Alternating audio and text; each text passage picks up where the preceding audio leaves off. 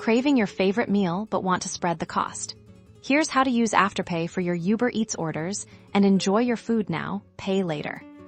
First things first, open your Uber Eats app and browse as you normally would select the delicious food you're in the mood for and add it to your cart once you're ready to check out.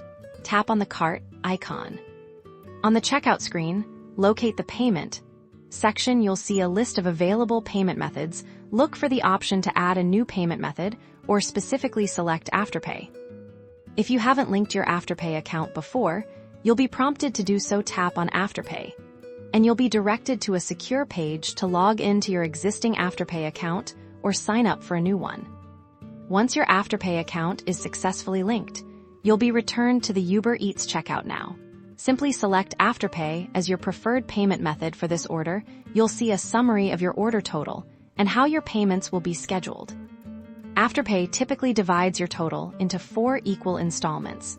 Due every 2 weeks, the first payment is made at the time of purchase, and the rest are automatically deducted from your linked payment method on your scheduled due dates. No interest or late fees if you pay on time.